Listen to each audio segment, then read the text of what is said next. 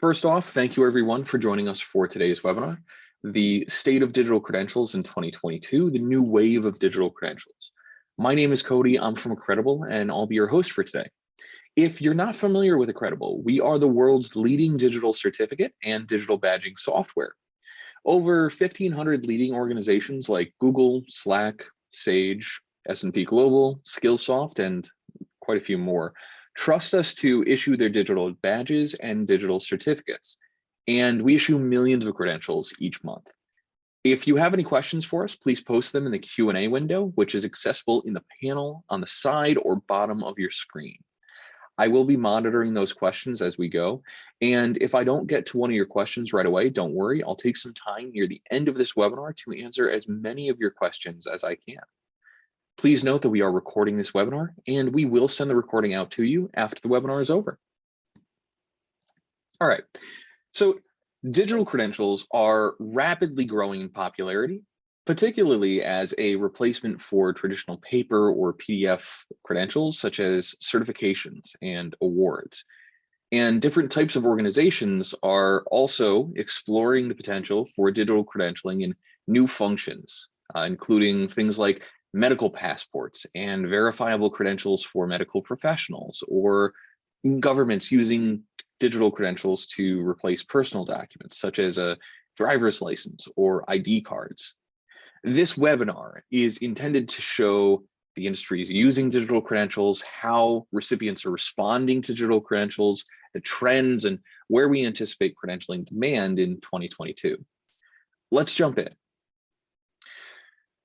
At Accredible, we've helped our issuers deliver over 15 million digital credentials throughout 2021 so far. And 15 million is a great number, but we also know usage of digital credentials is only getting started. It's still ramping up.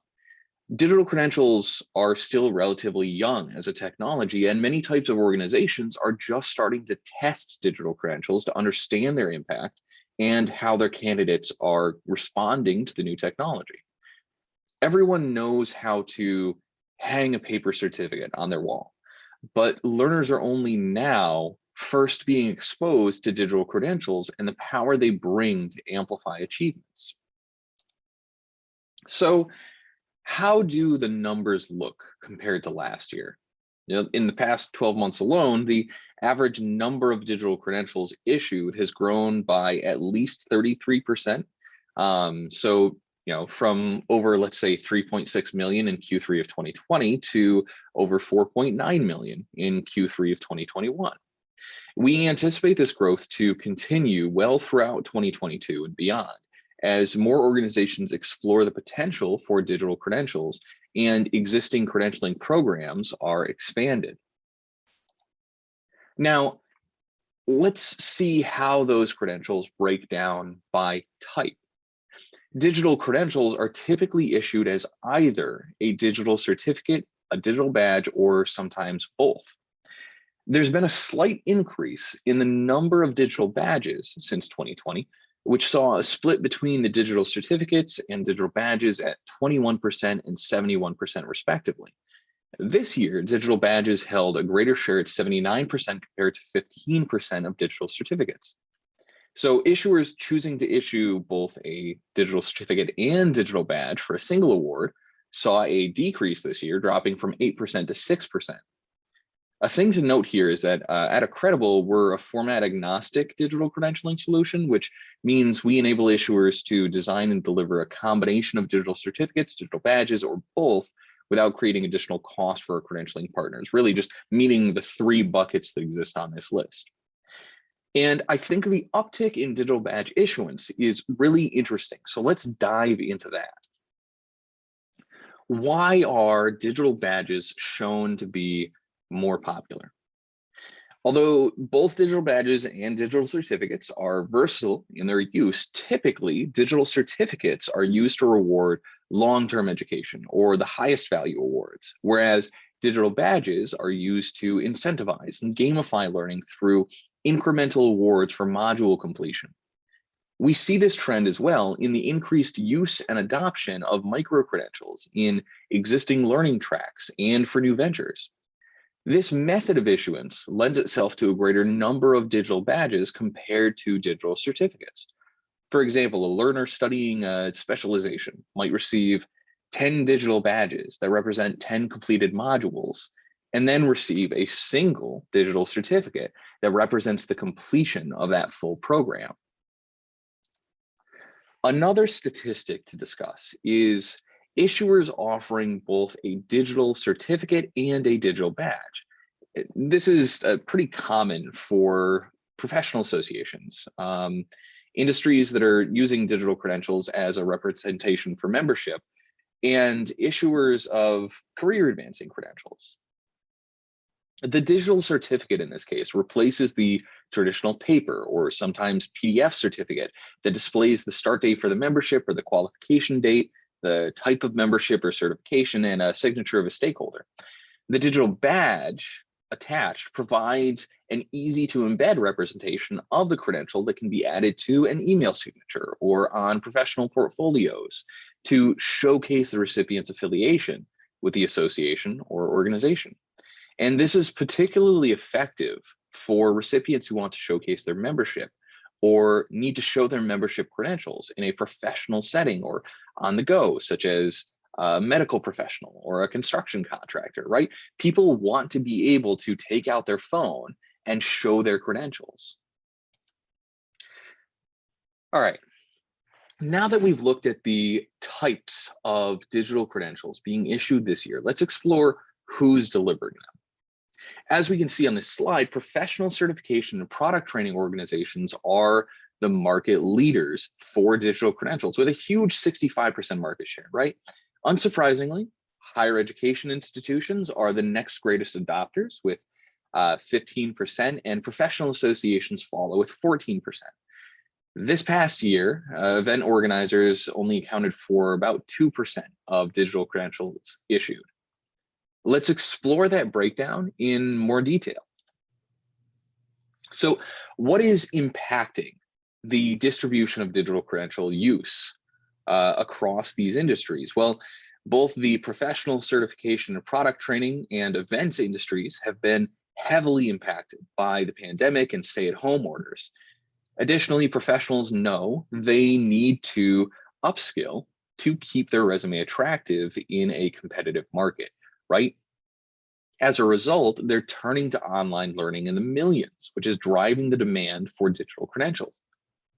Massive online open courses, also known as MOOCs, saw 60 million learners join in 2020, and a further 40 million learners sign up this year. On the other side, events have seen their audiences almost eliminated as communities experience lockdowns, have reduced budgets, or face national travel restrictions. The rise of virtual offerings is helping to bolster both these industries. And as we start to see the world opening more, we are beginning to see an increase in return to in-person events and trainings and even hybrid things. So massive uptick for anything professional certification and product training, especially due to the Great Resignation, reskilling, and upskilling. All right.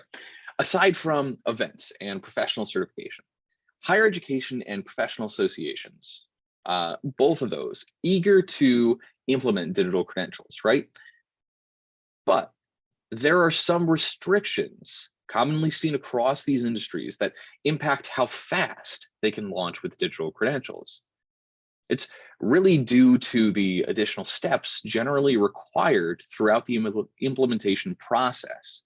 And that includes a greater number of stakeholders that need to be on board or potentially seeking the approval of budgets from boards for new technologies. That greatly impacts the turnaround time between the organization exploring the potential of digital credentials and issuing the first credential to a member or student. They really need to plan ahead months in advance to be able to take advantage of new technology. Shifting back broader, we can see from the data that demand for digital credentials is constantly growing, with some sectors growing much faster than others. But what do recipients think of their digital credentials, right? Recipients react positively to digital credentials. They're excited to engage with their achievements. This year, the share rate has grown by about 40%, and we anticipate this to rise further during 2022. Recipients are keen to share their digital credentials to social media platforms such as LinkedIn, Facebook, and Twitter in celebration when they receive them. They also add their digital credentials to LinkedIn profiles, embed them in email signatures, and add their credentials to digital wallet cards for use on the go, all trending upwards. Not only is this exciting for the recipient, but there's a huge opportunity for issuers here to increase brand awareness and grow their programs through these shares. Recipient engagement is growing. But how can you as issuers help to influence the rate of engagement further, right?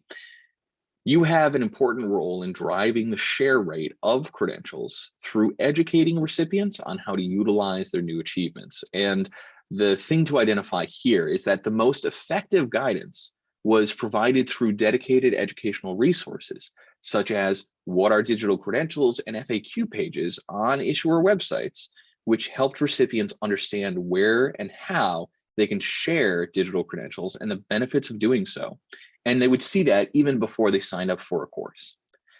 We also see positive effects from including links to those educational pages or how-to videos in any sort of credential delivery email.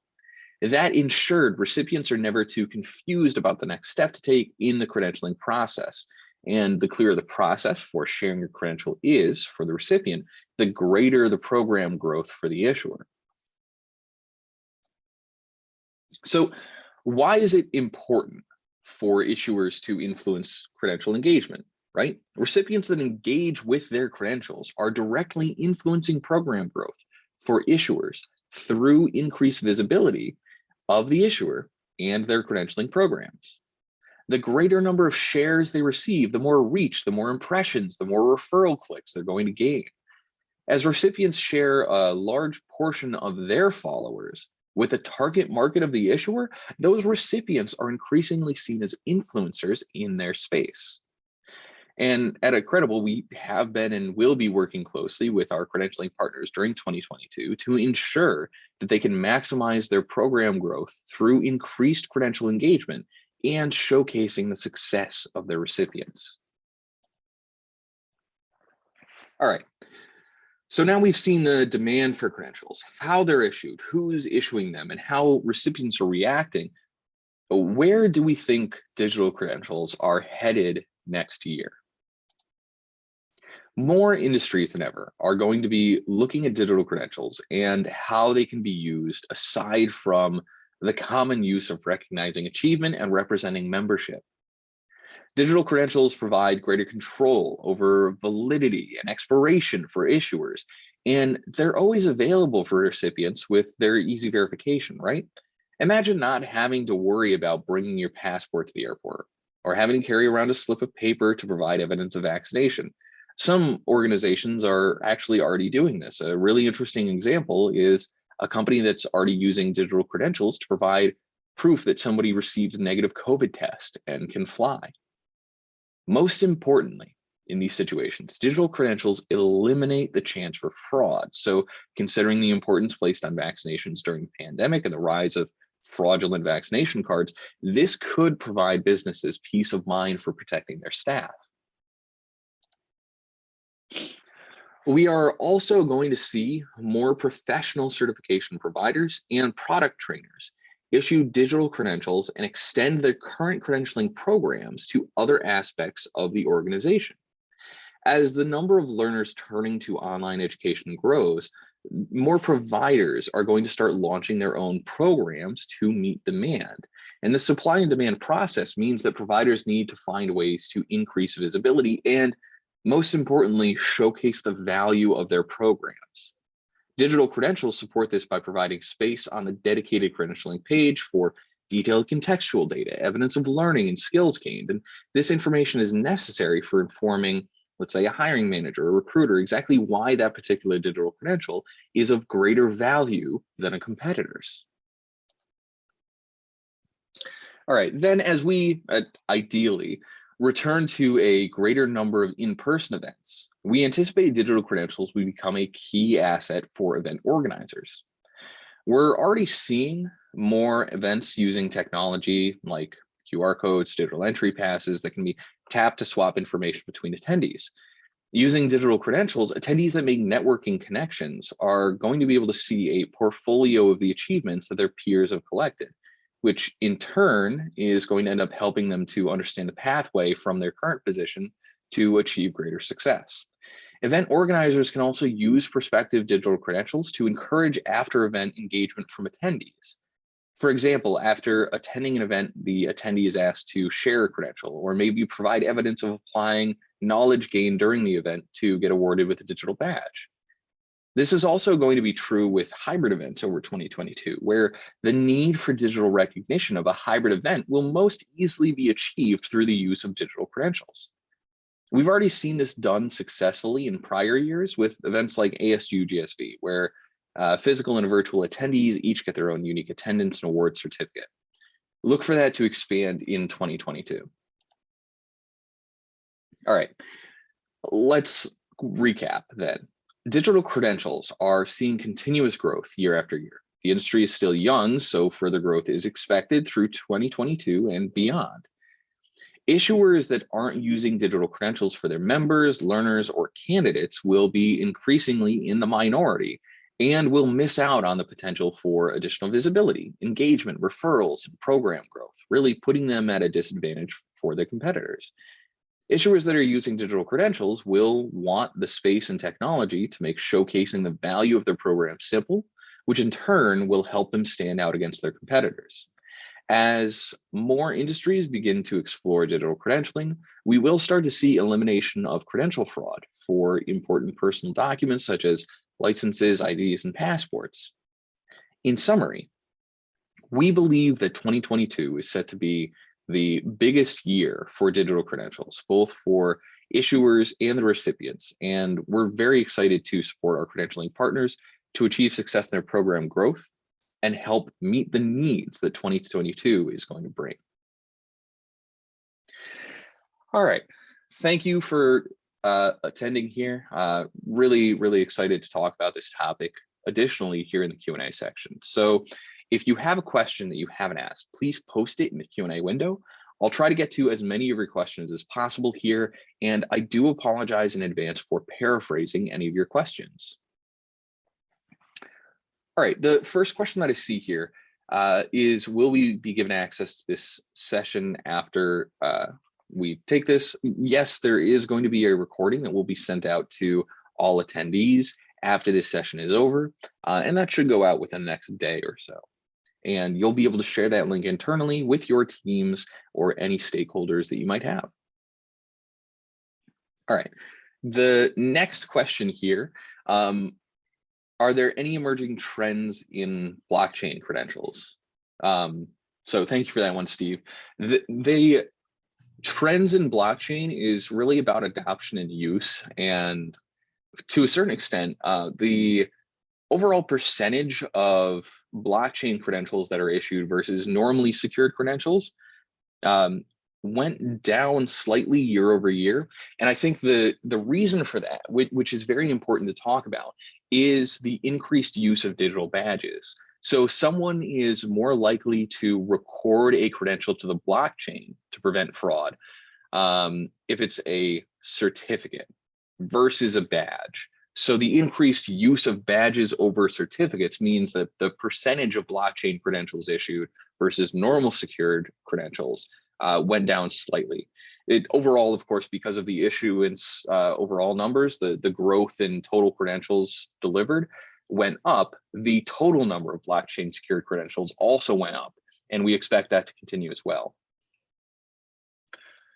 All right, the next question here is there a quick way for providers to issue certificates during an event? So Walter, thank you for this one. I think this is an interesting question because it really correlates to whatever piece of technology you're using. I can only frame this in Accredible terminology. So we have the ability to automatically and manumatically and manually issue credentials. So you have the ability to, let's say, have a list of event attendees that have come in. Let's say you're running an on-site training and you record that 23 people are in the room and you want to issue those 23 people a credential, well, you can just put that into a CSV file, put it into Accredible, and have it automatically send them a notice that they received a credential. They can then go inside and share. It really is intended to be a very light lift process, no matter how you do it, so that you can go in and issue credentials to people, possibly even during the event itself. And we also see that happen quite a bit where you will have a list of the speakers on your panels before an event starts, and you might want to have those speakers have a credential to share and drum up some noise about the event prior to the event. So you can issue the credentials prior to the event taking place just to recognize certain people inside there. All right, another question here. We want to install credentials for a group of not very digitally savvy tutoring service providers operating in Asian markets. Platforms they work are local hero rather than global standards. Any thoughts? So disseminating this question a little bit, it sounds like the real subject matter here is on whether or not it makes sense to provide digital credentials or how to provide digital credentials to somebody who is having a small impact rather than something that might be globally shared. And I really think this is part of the question of, do people want recognition, right?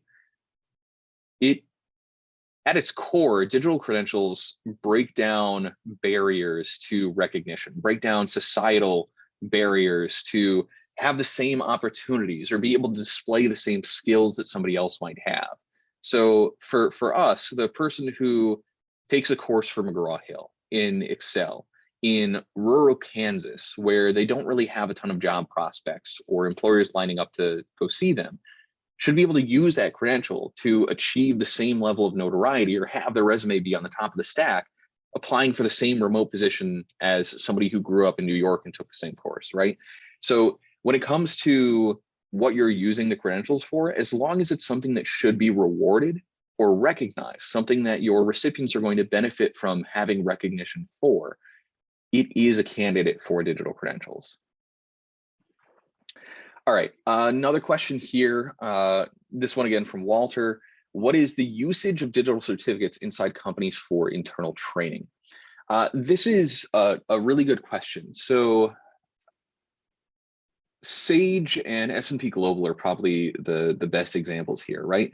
They are using the credentials for internal training and development, and they recognize their employees, but that internal recognition is something that can be made public. So if Sage or somebody else is giving me a credential that says I've gone through managerial training level 1, or I've gone through conflict resolution with peers, that credential is not just going to live inside of the company where that training took place.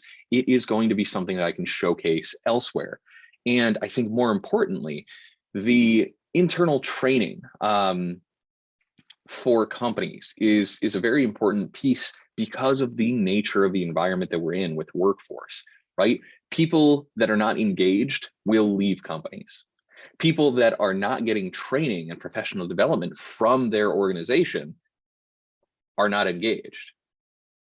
Ergo, if somebody's not getting some sort of education from their company, let's say internal training is one of the ways that they can do that, they will be more likely to leave their organization. So digital credentials become a retention tool in those cases to help those people feel like they are getting professional development they deserve.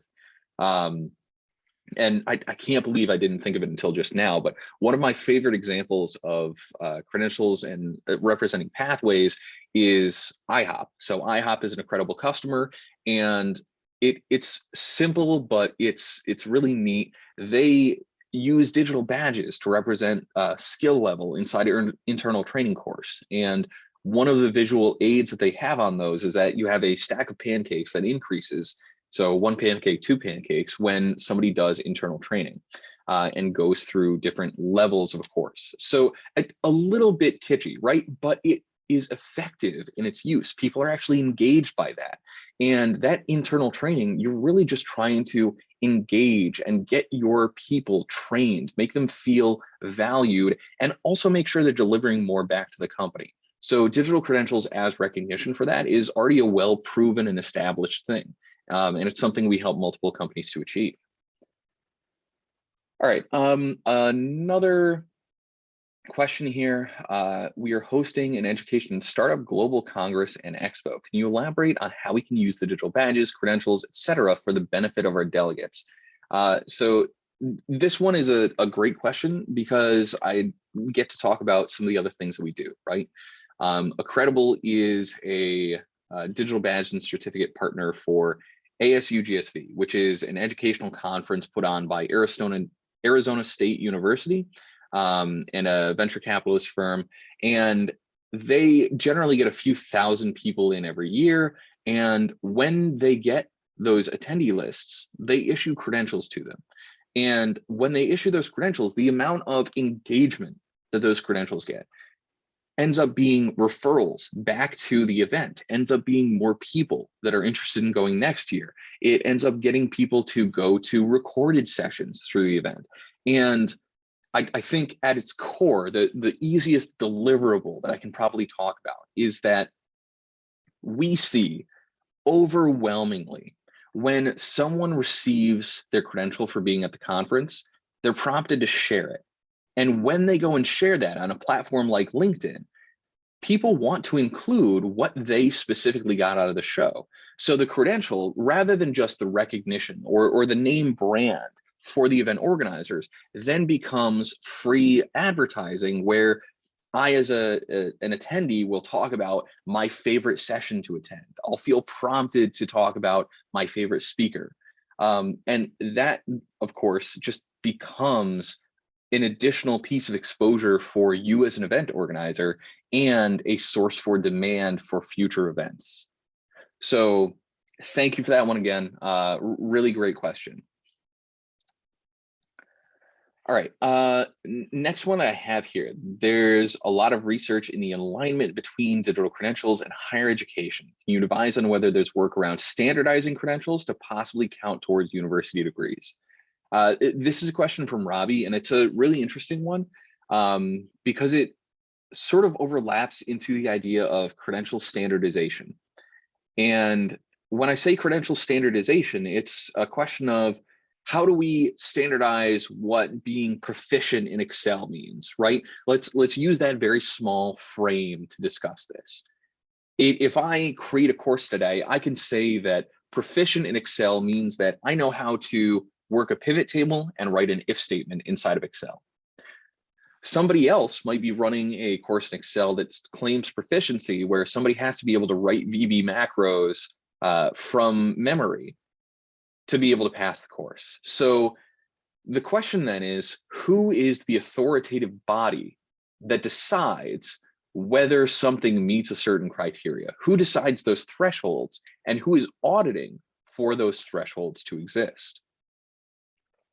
And there is generally not an easy answer to that, right?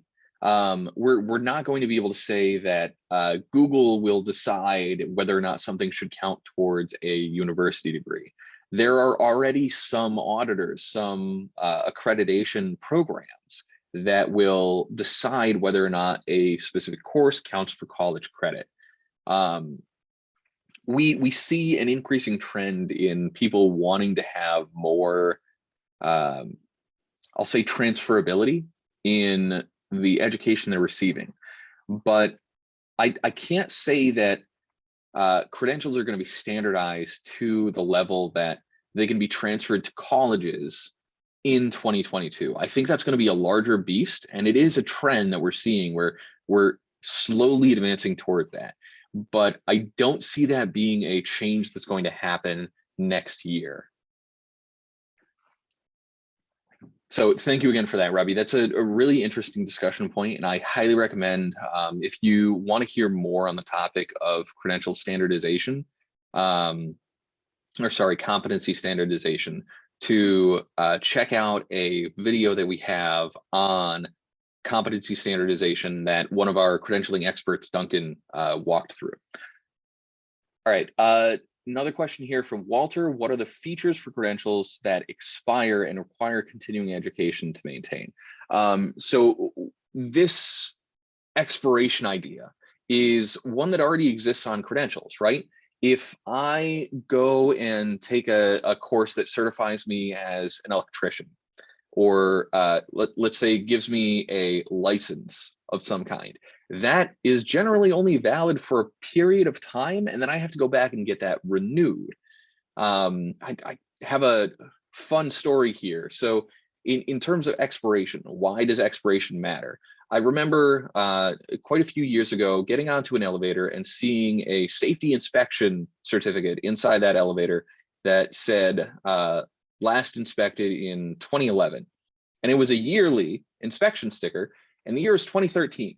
So it was already a couple of years out of date. But when I looked closer, the 2011 had been falsified. Somebody had whited out one of the numbers and wrote in that date. So expiration is important, and you want to have some vested interest from your learners, from your recipients, in renewing those credentials. So for Accredible, you can set the expiration date, and when that expiration date happens, a big band gets put onto the credential that says it's expired, it's no longer valid. And that takes place wherever that credential is being stored or showcased. So somebody won't be able to say, yeah, I'm certified as a journeyman electrician, and have that on some LinkedIn resume or professional profile, and be able to effectively use and disparage your name by falsifying or falsely stating that they are currently trained. So as credentials expire, which they do, you want that process to be automated. And we make that automated in notifying the recipient and then actually putting that big red band up on their credentials, giving them more of a push to go back and renew. And I'm sure some of you probably have some sort of renewal revenue target to hit. So that feature directly helps you get there. All right, another question, a follow-up question, I guess. Can we extend the credential if they had continued education? So yes, we can actually go in and extend a credential or extend a due date. And this is something that can also be automated. So you can update the credential database, think of it as a bunch of Excel tables, to say that the expiration date has been pushed out or that a new recipient date has been received without needing to have a completely new credential itself issued. So if somebody's already using that embedded somewhere, they already have it shared on their LinkedIn profile, you can issue over the top of what used to be there to say this is the most current thing. And realistically, if you don't want to overwrite a ton of information, you are able to simply put in some information there about the fact that they renewed and they received a new expiration date. All right, thank you for those, Walter. The next question I have here, what is the capability to report on the digital badging across an organization, across service lines? For example, we have 10 people in finance with Excel skills and 4 people in HR with the same level. Can we access data to create an integrated real-time reporting? This is a good question. So I would say for that use, for what this question is, it revolves around sort of internal training. For the purpose of getting that stuff reported or having that shown in a very intelligent and functional way, I will say you probably have internal tools that are going to reflect that a little better than Accredible would be able to today. So for that instance, I would actually say Accredible's export data features, right? So the ability to throw stuff from the API, the ability to send, an automated export of information from one system to another is going to be your biggest friend there. So rather than trying to create those reports within Accredible itself, that's a case where I would probably just talk about export features to start with, because chances are there's already some sort of HR or training system that you want that data to exist in, to be present in, that you would then use as that measurement piece. All right, let's see. trying to just scroll through questions here. We do have a lot, so I'm making sure that I didn't miss any. One person has requested that we initiate a dialogue and send information on benefits, etc. That's something that we absolutely can do. If there's anybody else that would like to have a more in-depth conversation with an individual or an expert that can take a look at what you're doing right now and give you recommendations, please go ahead and throw those requests to me inside of the chat here. And I can make sure that somebody does follow up with you fairly quickly after this webinar to get one of those conversations initiated. Now is probably one of the best times a year as you're looking at budgets for next year, as you're trying to spend budget this year that might be left over to start one of those conversations. So definitely happy to engage in any of that stuff. Just let me know if you're interested. And I have written down, Satish, that you're interested in having that conversation here. All right. Another question here. Are we on the upward or downward trend for online learners? Okay, so this is a great question, anonymous, so I'm sorry I can't thank whoever put this forwards, but the question is basically, are we trending upwards or downwards for the number of online learners? Because we, in one of the previous slides, saw that there were 60 million learners that signed up for massive online open courses in 2020 versus 40 million in 2021. So to make this clear, that 40 million in 2021 number in a best estimate, let's say. So it's not actually reflective of the totals that we are going to see for 2021. And it's also low because it's only reflecting part of the year. So in general, I expect that we are trending upwards for the number of people taking courses. I didn't have it inside of this presentation, but a neat piece of information to bring up here is around the Great Resignation and the fact that the vast majority of people that are resigning, looking to change careers, that are reskilling and upskilling to make that happen, are of a younger generation, are the Gen Zs, the millennials that exist inside the workforce. And because of that, it is fair to say that that emerging set of the workforce is going to have more need over time. So it makes sense that the overall trend for online learners is only going to expand as these more technologically savvy, as these more motivated to career change and upskill professionals come into play and start looking for ways to do that.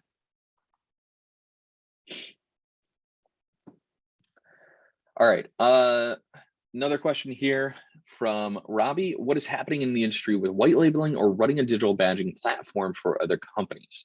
So white labeling and running a platform for other companies are two separate pieces. I'll start with the white labeling one. When we think of white labeling, we're talking about something like Google Cloud Services, which is a customer, making it so that when one of their learners gets online, takes a course, they have the experience seem like it's happening entirely within the Google Cloud platform. At no point does the learner have any reason to think that they've left that environment. So everything is branded for Google. There's a custom URL and CNAME to make sure that they have a seamless experience. And white labeling is also baking that into a piece of technology. So for example, Accredible allows single sign-on links so that if somebody's already logged into a training platform that the issuer has, they can get their credential delivered to them and get to share links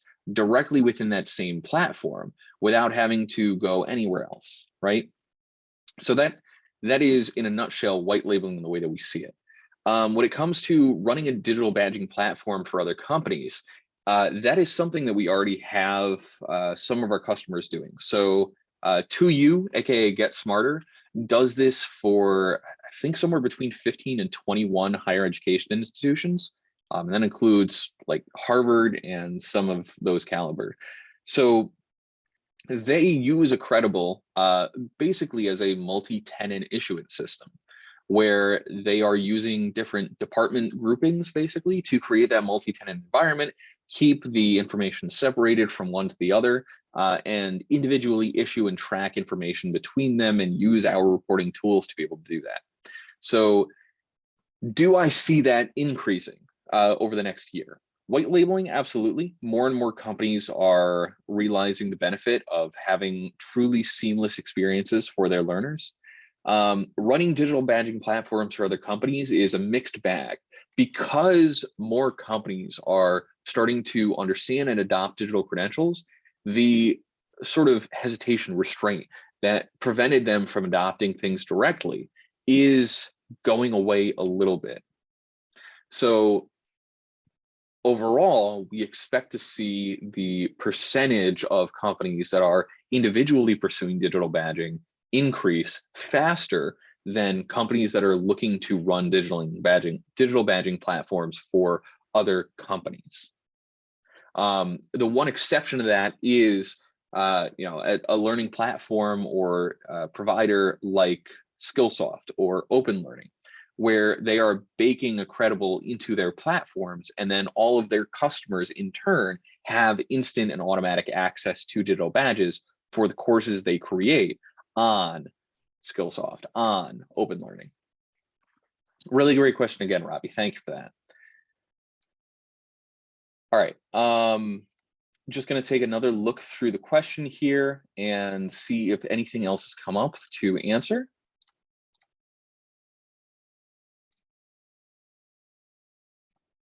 All right, and I'm not seeing anything else here. So if you have a question that I didn't get to, someone on our team will reach out to you after this webinar is over. Thank you everyone for joining us. And remember, you can get in touch with our experts at any time from our website, that's accredible.com, or you can sign up for a trial account of our software, and that trial gives you everything that you're going to need to test out Accredible. We've helped hundreds of organizations like Google, Slack, Sailor Academy, Skillsoft to grow their programs, to help themselves stay up with the trends. So I'm confident that we can help you. Thank you again, everyone, and have a great day.